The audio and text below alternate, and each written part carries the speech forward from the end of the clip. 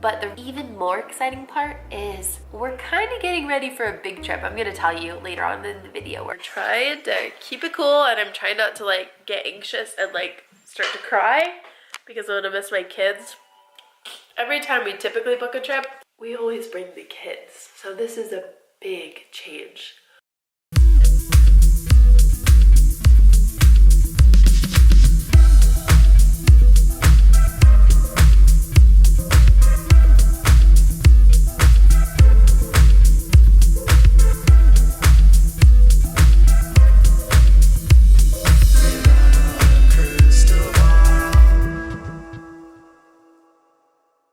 This is by far the hardest video James and I have ever publicly had to make.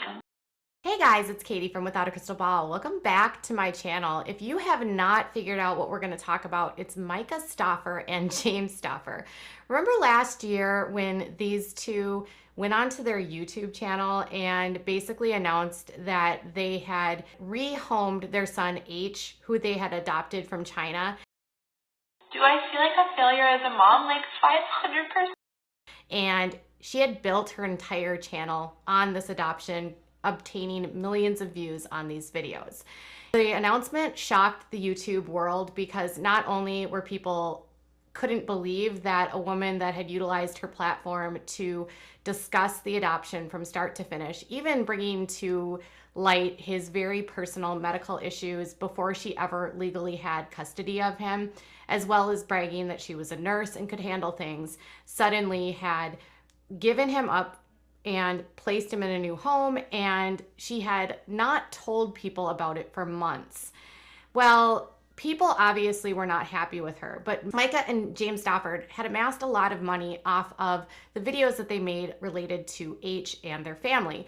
Through multiple channels on Myka Stauffer, The Stauffer Life, and Stauffer Garage, this family had millions and millions of views and made hundreds of thousands, if not millions of dollars on their content. They purchased a $700,000 home and took trips consistently. She did trips to Palm Springs. She went to London. Right before they gave H up, they actually took a luxury trip to Bali. Obviously, in the last almost year since she's been off YouTube, that's right, it's been almost a year. It's March. She made the video back in May of 2020. There hasn't been a lot by Myka, except that a new search that I found when I was looking at information that's now become public from the government shows that James and Myka Stauffer, right after they rehomed H, actually obtained a loan from the Paycheck Protection Program that was offered through the IRS, the federal government, as a bailout when COVID hit the United States. Obviously, when everything happened, people were unclear and unsure of how it would impact their companies. However, a lot of YouTubers and influencers and reality stars have been abusing this and were grabbing money that they may not have needed. And it appears as though Myka and James Stauffer not only had moral and ethical issues when it came to how they treated their son. If you remember, she placed duct tape on his finger and often made him go into timeouts in a closet. They also took out a loan that they may not have needed, and it was supposed to be for their payroll. That's right, the couple took out a $45,620 loan, and it was approved on May 1st of 2020, only a few weeks before they went viral with their story of rehoming their son H. They, according to the PPP loan information, used the money for healthcare as well as for payroll. According to the Ohio Secretary of State, the company that took out the loan, Stauffer Media Group LLC, is owned by James Stauffer, and it lists James and Myka as the employees. So the only employees on the payroll were James and Myka Stauffer, and they obtained a loan, $45,000.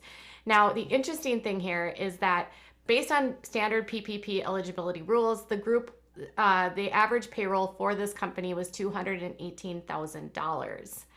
So it's not clear like how much they were making per person, but they were going to use $41,000 for payroll and $3,800 for healthcare. Obviously, when you have a family that is making a lot of money on Instagram through paid promotions and on their channels, that's right, they have multiple channels at the time. Myka had not left YouTube yet at this point. James was still regularly updating content on his Stauffer Garage channel, and they also had the Stauffer Life, which was a separate channel. She had partnerships with Mattel, HelloFresh, FabFitFun, Danimals. There was so many different companies that actually had to cut ties with her following this. She had so many different sponsorships that she regularly posted for, including a pretty lucrative one with FabFitFun that she consistently posted photos of on her Instagram. All of that has been scrubbed because literally every single company did not want anything to do with her after everything happened. Now, the other interesting thing is that right before they took this loan out in May of 2020, they went on a adult trip to Bali and they stayed at the Four Seasons. According to photos that Myka shared on her Instagram, she actually stayed in a villa at the Four Seasons at Bali that estimates to be over $1,000 per night. And it seems as though they went for about a week. That's right. She shared a photo, which I was actually able to correspond to the villas that are located at this resort. And according to the photos, they stayed at a villa that costs $1,070 a night US. So the details of this villa were that it had a king bed and 2 twin beds. It could fit 3 adults or 2 adults and a child. It had 3,200 square feet of indoor and outdoor space. It's located on the ocean front or high along the hillside amongst the resort gardens. It has a bathroom with a soaking tub, a panoramic ocean view, and it had an expanded pool that was a private pool. They had a private pool. So they went to Bali in February and they spent more than $1,000 a night at a luxury resort, mind you. And then 2 months later, they are saying that they need money for payroll for $41,000. Do you really think that Myka and James Stauffer, who had 3 lucrative YouTube channels, who were still uploading YouTube content at this time, really needed this payroll? Do you really think, given the fact that she had so many lucrative sponsorships and everything going on, that they really needed this money? They had so much revenue coming in from this channel that they were able to buy, like I said, a $700,000 home. They have a Mercedes and 2 Range Rovers.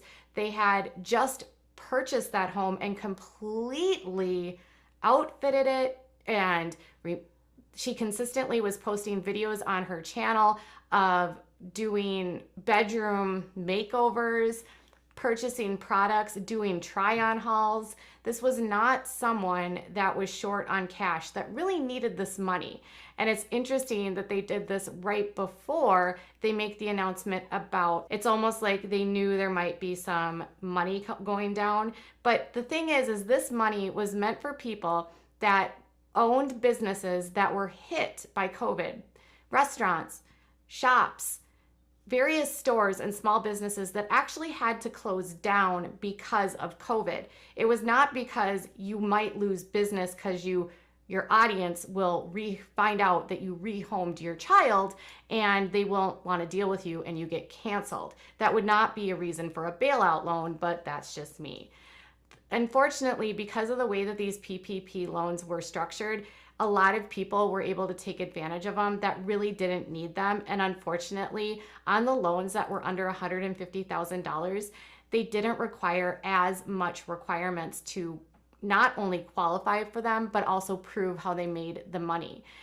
And these loans, if they go through paperwork, are actually forgiven. So if they can prove to the federal government that they used the money for what they said it was for, this is a forgivable loan, meaning they don't have to pay this back at all. Meaning a family that went to Bali on a luxury trip after or right before they rehomed their child, a family with 3 YouTube channels that had a ton of money coming in every single month, enough for them to have a monthly revenue between the two of them, enough money coming in via their YouTube channels that they were making over $200,000 a year.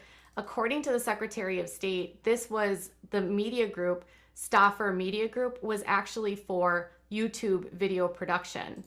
So I don't know if this even includes any money they might have made through sponsorships, and I don't know if that money would have included anything that they've made outside of YouTube video production, because YouTube video production would be separate from their Instagram. And a lot of these influencers have multiple companies to put money in different spots, and so that they can do it for tax purposes. At one point, James had a separate company for his Stauffer Garage, which now I cannot locate anymore, so I don't think exists, but he owns something called Fox Clean, which is through his YouTube channel, Stauffer Garage. So there's multiple companies here, and they have lots of revenue streams coming in, and yet for some reason they needed $41,000 in forgivable money from the federal government when millions of people were out of work, millions of people needed to take out on unemployment, and millions of people did not have jobs. Not only that, lost their health insurance, lost everything. Thousands of businesses closed, restaurants never reopened, shops around the country never reopened. And then these influencers abused the system and took money. And some companies, by the time they went to apply, there was no money left because all of these people, like the Stauffers, who didn't need the money, took the money because they could. And it's just so ethically wrong, in my opinion. And just another reason that the Stauffers not only are just, in my opinion, horrible people, but just so incredibly greedy. So obviously that's all I've got, but I'll be doing a series on a lot of these different influencers that have been abusing the PPP loan. So stay tuned. I hope you enjoy this, and tell me what your thoughts are about all of this in the comments below. Bye guys.